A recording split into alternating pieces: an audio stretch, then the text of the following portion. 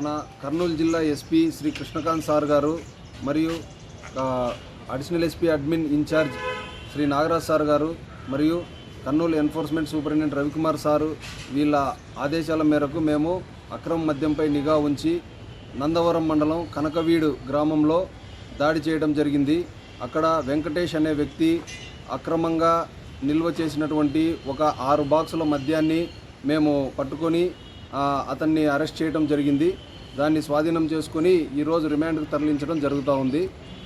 ప్రజలకు మీడియా ద్వారా తెలియజేయడం ఏమంటే, ఇట్లా అక్రమ మద్యం గురించి ఎక్కడైనా కానీ సమాచారం ఉంటే మాకు తెలియజేసినచో ఆ వివరాలు గోప్యంగా ఉంచి తప్పకుండా కఠిన చర్యలు తీసుకుంటామని పత్రికాముఖంగా తెలియజేస్తున్నాను.